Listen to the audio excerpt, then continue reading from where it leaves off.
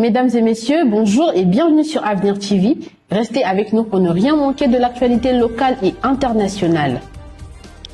Le Parti communiste chinois, PCC, a exprimé ses chaleureuses félicitations au secrétaire général du Parti congolais du travail, Pierre Moussa, pour son renouvellement à la tête de cette formation politique.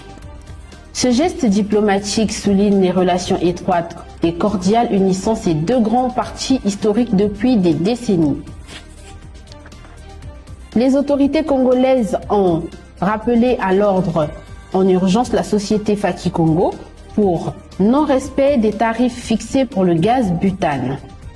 L'entreprise avait procédé seule à une hausse des prix au début du mois de janvier, portant le coût de la bonbonne de 12,5 kg de 6 400 à 7 500.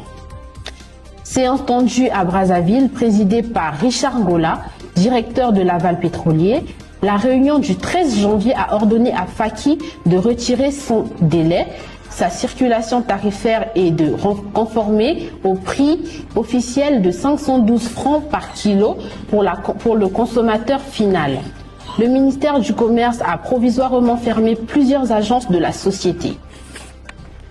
L'homme politique et l'écrivain congolais Henri Njombo dédicacera son roman Une semaine au Kinango le 17 janvier à Paris, à l'ambassade de la République du Congo en France.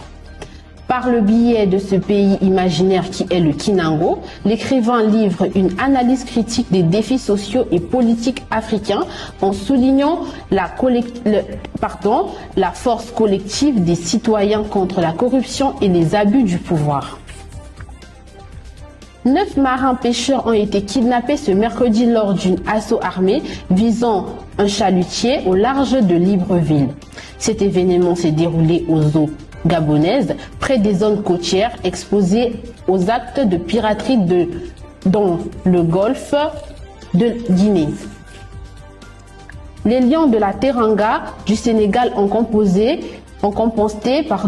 leur billet pour la finale de la CAN 2025 grâce à un succès minimaliste 1-0 face à l'Égypte en demi-finale disputée ce mercredi à Tanger.